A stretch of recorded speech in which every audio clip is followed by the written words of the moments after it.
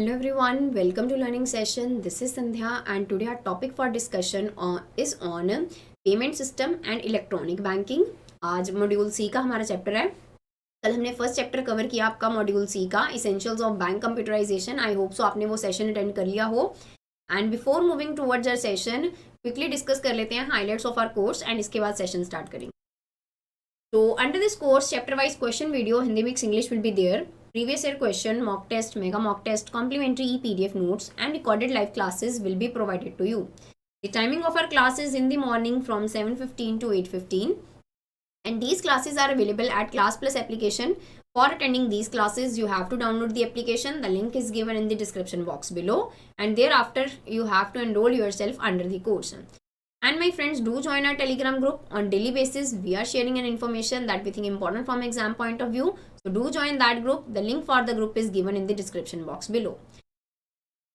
Find out the correct statement in case of check truncation system. CTS के बारे में आपको पता है, क्लियरिंग प्रोसेस में अभी आपको पता है कि जो आपका, चलो पहले आप क्वेश्चन अटेम्प्ट करो एंड उसके बाद डिस्कस करेंगे.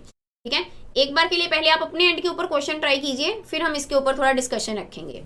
Find out the correct statement in case of check truncation system. CTS stand for check truncation system and it is an electronic image of paper check. Check can be truncated only using MICA data. It is defined under section 6 of Negotiable Instrument Act. A check can be truncated by the drawer as well as by the bank only. Option E is all the above. आपने बतानी कौन सी statement है, आपने correct statement बतानी है relating to CTS.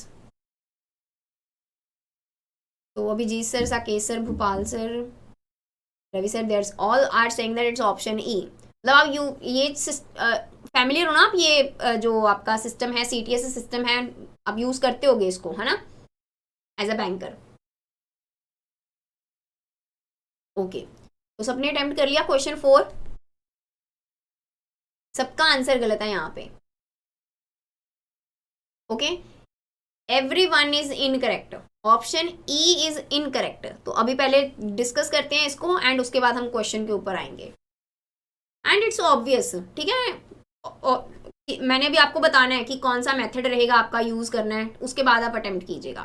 तो अभी Ravi sir ने आंसर किया है एंड अभी सर आपने करेक्ट आंसर मार्क किया है. ठीक है, option A will be the correct answer. Ravi sir का आंसर करेक्ट है. तो अभी डिस्कस करते हैं CTS को. So check truncation. Section 6 of Negotiable Instrument Act define a check as a bill of exchange drawn on a specified banker and not expressed to be payable otherwise than on demand. अच्छा चलो, ये जो question है ना, question 4, आपको section 6 के बारे में, ऑप्शन सी अगर मैं बात करूं, यहाँ पे आपने LRAB की क्लासेस अटेंड की है ना. मोस्ट ऑफ द स्टूडेंट्स यहाँ पे जो रहेंगे उन्होंने LRAB की क्लासेस भी अटेंड की हैं. अगर आपने LRAB की क्लासेस अटेंड की हैं तो आपने नेगोशिएबल इंस्ट्रूमेंट एक्ट के बारे में भी आपको पता है. नेगोशिएबल इंस्ट्रूमेंट एक्ट के बारे में पता है तो आपको सेक्शन 4, 5 एंड 6 के बारे में भी नॉलेज होनी चाहिए. मैंने आपको बता रखा है सेक्शन 4, 5 एंड 6 आप एक सीक्वेंस में याद रखेंगे. एंड ये जो 4, 5, 6 हैं ये बेसिकली किसके साथ डील करते हैं? 4, 5, 6 तो अभी मैंने आपको बता दिया. 6 is dealing with check. Section 5 is dealing with what and Section 4 is dealing with what? Do comment in the comment section. Section 6 of Negotiable Instrument Act is about check. ठीक है. Section 5 is about what? Section 4 is about what? तो Bhopal sir is saying that Section 5 is for P note. I guess promissory note के बारे में बोल रहे हैं sir आप, है ना. बाकी भी प्लीज लेट मी नो. जितने भी स्टूडेंट्स ने LRAB की क्लासेस अटेंड की हैं, मैंने ये चीज़ वहाँ पे अच्छे से बताई है कि इस तरीके से आप सेक्शंस को ध्यान में रख सकते हो. So let me know the correct answer for this question. और नहीं, क्वेश्चन के लिए नहीं, मतलब 4, 5 सेक्शन आपका किस चीज के बारे में है? सरप्राइज टेस्ट हो गया, है ना.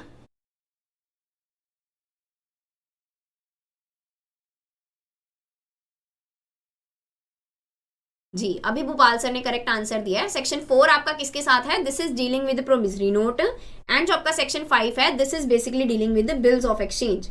ठीक है, तो अगर आपको वो भी चीज ध्यान में होती तब भी आप ये जो क्वेश्चन है ये अटेम्प्ट कर सकते थे. जो आपका it is defined under section 6 of negotiable instrument act. तो CTS आपका सेक्शन 6 के अंदर ही डिफाइन. आपको पता है section 6 is about what? This is about check. Getting my point. तो आप तो ये ऑप्शन तो क्या है तभी एलिमिनेट कर देते हैं. तो हमेशा जो भी आपका सिलेबस है ना, ये रिलेट करता है, काफ़ी सिमिलैरिटीज़ हैं. ठीक है, तो आप चीज़ों को ध्यान में रखा कीजिए। तो अभी यहाँ पे पवन सर ने आंसर किया है that 5th is for bills of exchange and 4 is for promissory note, and you are correct sir. तो अभी बात आई फिर कि CTS डिफाइन कहाँ है, तो इसको भी साथ ही साथ रिलेट करके रख लो। 6 is for check, 6B is for what, 6B is for check truncation, ठीक है।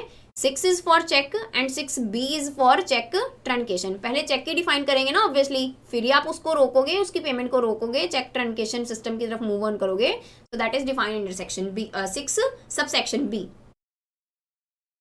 So Section 6 of Negotiable Instrument Act define a check as a bill of exchange drawn on a specified banker and not expressed to be payable otherwise than on a demand. This section has been amended in September 2002 to include check truncation and electronic check within the definition of check. तो पहले आपका ये system नहीं था, 2002 में amendment की गई and ये जो सिस्टम है इसको इंट्रोड्यूस किया गया। अब ये सिस्टम है क्या? Check truncation is defined by a new section of 6 subsection B of Negotiable Instrument Act as a check which is truncated during the clearing cycle either by clearing house or by bank, whether paying or receiving payment immediately on generation of electronic image for transmission, substituting the further physical movement of the check in writing. तो चाहे आपने payment चाहे receive करनी है, चाहे आपने पे करना है, यहाँ पे क्या है, जो फिजिकल मूवमेंट है चेक की उसको रोका जाएगा। जो आपका इमेज बेस रहेगा चेक, ठीक है, इलेक्ट्रॉनिक इमेज रहेगी, वो उसको एज अ प्रूफ मान के यहाँ पे जहाँ तो पेमेंट की जाएगी या रिसीव करोगे, what ever the case may be under CTS। Getting my point. अभी ये सिस्टम लाया क्यों गया रिजर्व बैंक ऑफ इंडिया के द्वारा? सो दैट की स्पीडीनेस आए। कहाँ आप फिजिकल हैंडलिंग करोगे चेक्स की, ठीक है, फिजिकल मूवमेंट रहेगी वहाँ पे। एंड अगर मैं कंपैरिजन करके देखूँ, इलेक्ट्रॉनिक वे में ज़्यादा जल्दी होएगा कि फिजिकल में होएगा? इलेक्ट्रॉनिक वे में इमीडिएटली आपका चला जाएगा, वहाँ पे इमेज चली जाएगी वो चेक की, एंड जो भी आपकी ट्रांजैक्शन रहेगी चाहे रिसीव के रिलेशन में, पेमेंट के रिलेशन में, एंड वो चीज़ पॉसिबल होएगी with the help of this system. इसी वजह से ये जो सिस्टम है इसको इंट्रोड्यूस किया गया, ठीक है। सो चेक ट्रंकेशन सिस्टम के बारे में आई होप सो आपको क्लियर हुआ हो। सेक्शन ध्यान में रखिएगा, सेक्शन 6B। एंड हाँ, सेकेंड चीज़ जो अभी यहाँ पे ध्यान में रखने वाली है दैट इज वॉट, कि ये जो आपका ट्रंकेशन की बात करूं कि चेक ट्रंकेट कौन कर सकता है, या तो क्लियरिंग हाउस कर सकता है या फिर बैंक। क्या ड्रॉर कर सकता है? ड्रॉर इज बेसिकली व्हाट, जिसने है ना ड्रॉ किया जो भी वो बिल्स ऑफ एक्सचेंज है, कोई नेगोशिएबल इंस्ट्रूमेंट है, वो ड्रॉ करेगा, that person is known as drawer. And जिन्होंने पेमेंट करनी है that person is known as drawee. In case of check drawee आपका हमेशा बैंक रहेगा, ये चीज को ध्यान में रखिएगा। In case of check drawee हमेशा कौन रहेगा? बैंक, ठीक है, ये चीज को ध्यान में रखिएगा। एंड चेक ट्रंकेशन के केस में अगर मैं बात करूं कि चेक कौन ट्रंकेट कर सकता है, it's not the drawer, it's only the ड्रॉई। यहाँ मैं इनडायरेक्टली बोलूं तो इट्स द ओनली बैंक, और यहाँ फिर आप बोल सकते हो क्लियरिंग हाउस, ठीक है। तो ये कुछ कॉन्सेप्ट था, आपने ध्यान में रखना है वो क्वेश्चन सॉल्व करने से पहले। एक और चीज है मेथड के रिलेशन में, तो मैं वो क्वेश्चन में ही बताती हूँ आपको कि कौन सी टेक्नोलॉजी का यूज किया जाएगा।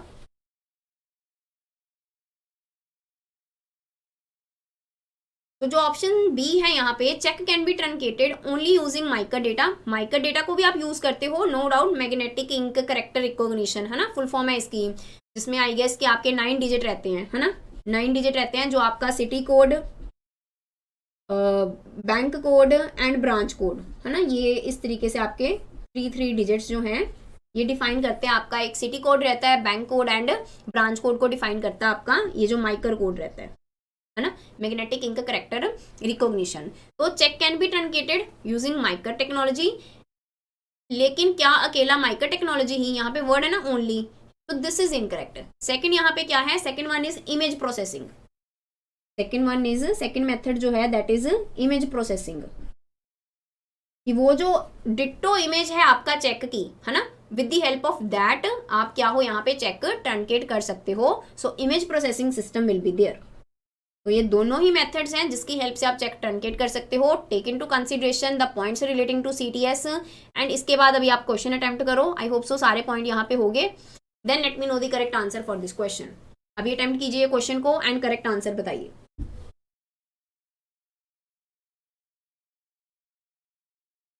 What will be the correct answer for question 4?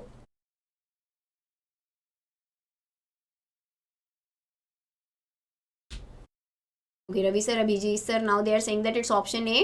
ठीक है, I hope so the concept relating to this is clear to everyone. So what will be the correct answer for this question? This is option A. CTS stand for check truncation system and it is nothing but it's an electronic image of the paper check. And बाकी भी point I hope so आपको clear हो गए हों. And आपसे correct one पूछा गया, so option A will be the correct option for question 4. Now move on to next.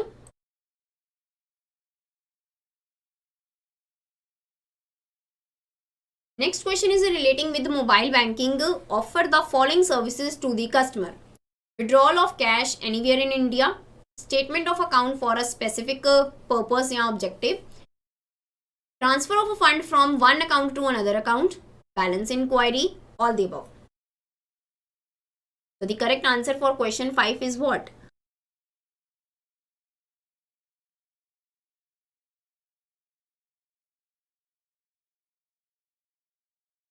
Okay, so mobile banking is basically what, simple आपके पास एक app होनी चाहिए. अगर मैं मोबाइल बैंकिंग को आपको समझाऊं, आपने योनो ऐप सुनी होगी है ना, एसबीआई की योनो ऐप है, यू नीड ओनली वन करके. सिर्फ वो ऐप अगर आपने अपने फ़ोन में इंस्टॉल किया है, मेरे को पिन नहीं याद रहता, ठीक है, डेबिट कार्ड का, with the help of that app मेरे को ज़रूरत ही नहीं है. आपने ऑनलाइन पेमेंट करनी होती है, अगर मेरे को कैश विड्रॉ करवाना है या कोई भी है, ओटीपी आएगा, सिर्फ मेरे पास मोबाइल होना चाहिए एंड मैं कोई जो भी सर्विसेज ऑफर्ड हैं with the help of that मैं उनको इजीली अवेल कर सकती हूँ. मेरे को बैंक जाने की जरूरत नहीं है, अपनी इसके according with the help of that app, वो ऐप सिर्फ मेरे मोबाइल में होनी चाहिए. इसी तरीके से with the help of that apps, internet banking की अगर मैं बात कर लूँ, ठीक है, तो ये सारे मीन्स की हेल्प से आप मोबाइल बैंकिंग भी कर सकते हो. मोबाइल बैंकिंग में चाहे आपने अकाउंट इंक्वायरी करनी है, चेक कर सकते हैं ना बैलेंस, मैंने तो अभी तक वैसे योनो ऐप ही यूज़ किया है, ठीक है, तो आप अपना बैलेंस चेक कर सकते हो, आपने अपना अकाउंट स्टेटमेंट देखनी है, आपने कैश विड्रॉ करवाना है, फंड ट्रांसफ़र करना है, you can do that kind of things. And mobile banking में अगर मैं बात करूं, आपने जो UPI 1 2 3 है ना, this is that is for features phone, without the use of internet you can make transfer from one account to another with the help of that. So इस तरीके की कुछ सर्विसेज हैं that are provided under mobile banking. So what will the correct answer for question 5th? This is option E, all the above. ठीक है, all the above will be the correct answer for question 5th. Then next is okay, तो mobile banking का थोड़ा concept भी देख लेते हैं. So mobile banking comes with the features like 128 bit encryption, मतलब डेटा आपका जो प्राइवेसी रहेगी, सिक्योरिटी रहेगी, that is of 128 bit encryption and open internet technology, that is it is not dependent on any specific service provider and handset company. कोई intermediary नहीं रहेगा यहाँ पे बीच में. The services is free of charge. Customer on his or her mobile screen can check his bank balance or order a demand draft, stop check payment, request for a checkbook, look at the current interest rate or even the last 3 to 5 transactions जो भी उन्होंने की हैं, transfer of a fund up to a defined limit round the clock. तो ये सारी चीज़ें जो हैं आप कर सकते हो with the help of mobile banking. ये आई होप सो आपको टर्म क्लियर हो, है ना. जैसे अगर मैं बात करूँ, आपने नॉर्मली इस तरीके से सुना होगा, आपका 1 बाइट ना इज इक्वल टू 8 बिट, इस तरीके से है ना, आपने सुनी होगी. ये जो आपका डेटा रहता है, इतने पार्ट्स में आप इसको क्या हो डिवाइड करते हो. नेक्स्ट जो आपका टर्म रहता है दैट इज किलोबाइट, उसके बाद आपका रहता है मेगाबाइट, है ना, गीगाबाइट, टेराबाइट, इस तरीके से. एंड यहाँ पे अगर मैं बात करूँ 1024 इस तरीके से, है ना. तो ये मतलब ये कंप्यूटर जो आपका डेटा है, डेटा आप इस फॉर्म में क्या हो इनक्रिप्टेड करके रख सकते हो. इट्स 1 बाइट आपका 8 बिट के इक्वल है एंड एक टर्म रहती है आपका निब्बल, है ना, 1 nibble is equal to 4 bits. तो सबसे छोटी टर्म यहाँ पे कौन सी है, दैट इज बिट. ये चीज़ का आप ध्यान में रखिएगा. बाकी आप इसको आगे कंटिन्यू कर सकते हैं. आपका ये जो है मेगाबाइट, गीगाबाइट, टेराबाइट, यहाँ तक आप लेके इसको जा सकते हो. ठीक है, जो आपका मोबाइल बैंकिंग है, यहाँ पे अगर मैं सिक्योरिटी की बात करूँ तो ये सिक्योरिटी आपको 128 बिट इनक्रिप्टेड फॉर्म में the security is provided to the mobile banking users. Then next is the term multiple PIN means what. तो अगर आप ये टर्म के साथ फैमिलियर नहीं हो, है ना, कि मल्टीपल पिन क्या है, इन स्पाइट ऑफ दैट अगर आप ये क्वेश्चन अटेम्प्ट करो, then let me know the correct answer for this question. आपने सिंपली ये एक टर्म सुना, multiple PIN. Smart card has different pocket of storage of cash for different type of transaction, more than one pin for single transaction. These pin are issued for transactions that are accumulated over a period, generally a month, and the total amount charged, that is debited to the account. Option D is any of the above. So what will be the correct answer for question 6?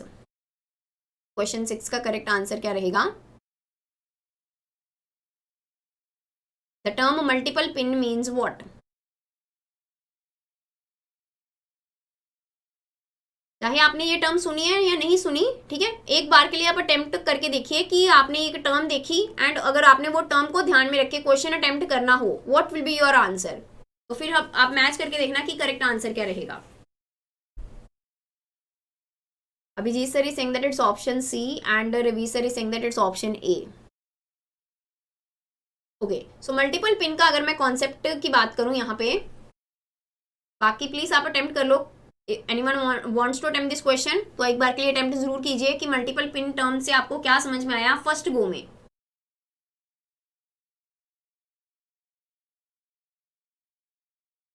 Pal sir is also saying that it's option A, Ravi sir is also saying that it's option ए।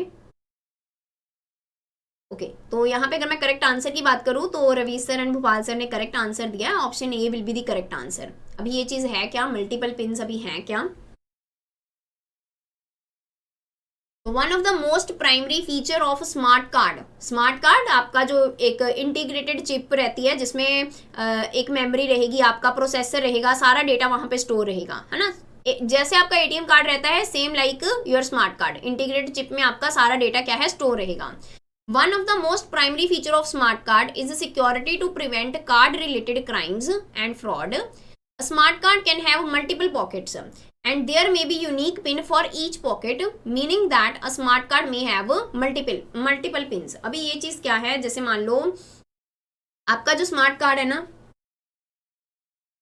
से आपने 50,000 की आपकी limit है कुछ, ठीक है, आपने इसको ना डिफरेंट पार्ट्स में डिवाइड कर दिया। जैसे नॉर्मली, जैसे आप मान लो आपकी सैलरी है 50,000, आप 50,000 सैलरी में से आप डिसाइड कर लोगे ना कि 50,000 में से इतना मैंने हाउस होल्ड एक्सपेंसेस करने हैं, इतना मैंने इन्वेस्टमेंट करना है, इतना मैंने खुद के ऊपर खर्चा करना है, ठीक है, एंटरटेनमेंट के लिए, ठीक है, एंड XYZ जो भी आपका एक्सपेंस रहेगा, आप ये 50,000 को उसके अकॉर्डिंग यहाँ पे क्या कर लोगे, डिवाइड कर लोगे ना। यही चीज आप क्या कहाँ पे करोगे, स्मार्ट कार्ड में। स्मार्ट कार्ड में मतलब जितना भी आपका अकाउंट में बैलेंस पड़ा है ना, तो आप उसके अकॉर्डिंग उसको क्या हो, अपनी प्रेफरेंस के अकॉर्डिंग आप उसको डिवाइड कर दोगे डिफरेंट पार्ट्स में, एंड हर एक पार्ट का एक डिफरेंट पिन रहेगा, हर एक पार्ट का एक डिफरेंट पिन रहेगा। इन केस ऑफ फ्रॉड, मान लो फ्रॉड हो जाए, आपको पता है ना, विशिंग, स्मिशिंग, इस तरीके से जो आपका फिशिंग, विशिंग, स्मिशिंग, इस तरीके की आपकी एक्टिविटीज रहती हैं कि there might be chances of a fraud. तो ये जो फ्रॉड के केसेस है ना, क्राइम के केसेस हैं, ये चीज को कर्व करने के लिए आपका ये कॉन्सेप्ट आता है मल्टीपल पिन्स वाला इन केस ऑफ स्मार्ट कार्ड, ठीक है, सिक्योरिटी फीचर्स वाला। कि इन केस मान लो अगर पिन डिटेक्ट हो भी जाए तो कोई एक पॉकेट का ही, ये जो आप डिवाइड करोगे ना कि मैं इतनी प्रेफरेंस है मेरी ये चीज को, इतना मैंने खर्चा करना है इसके ऊपर, इतना मैंने खर्चा करना है इसके ऊपर, तो यहाँ पे ये जो डिफरेंट आपने अपने सेगमेंट रखे अपनी प्रेफरेंस के अकॉर्डिंग, इन्हीं सेगमेंट्स को क्या बोलते हैं, इनको ही बोलते हैं पॉकेट्स। एंड हर एक पॉकेट का क्या रहेगा, डिफरेंट पिन रहेगा। In case due to unauthorized access, आपका कोई एक पिन डिटेक्ट हो भी जाए तो अकेला जो भी आपका लॉस होएगा वो अकेला एक पर्टिकुलर पॉकेट का होएगा, बाकी और किसी को तो कोई नुकसान नहीं होएगा ना, वही एक अकेला पिन डिटेक्ट हुआ। इंस्टेड ऑफ कि आपने सिंगल पिन रखा 50,000 के लिए कि मान लो 1 2 3 4, ठीक है, आपने हर एक 50,000 को डिवाइड कर दिया अपनी पॉकेट्स के अकॉर्डिंग, अपनी प्रेफरेंस के अकॉर्डिंग, एंड उसका क्या रखा, डिफरेंट पिन रखा। एंड अगर मान लो एक पिन डिटेक्ट हो भी गया तो बाकी बैलेंस आपका सेफ रहेगा। Getting my point, smart card का कॉन्सेप्ट एंड मल्टीपल पिन का concept I hope so clear is clear to you, ठीक है।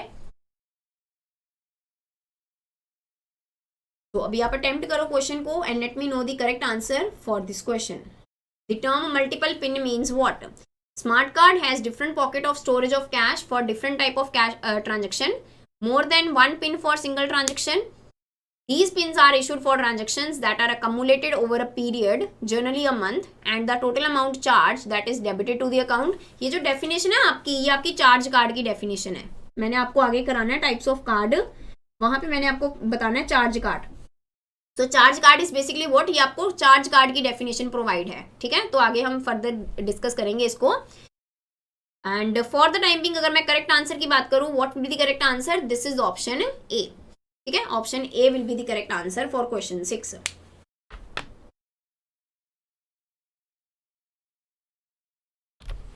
एंड चार्ज कार्ड हम आगे डिस्कस करेंगे थोड़ा डिटेल में कि क्या रहता है.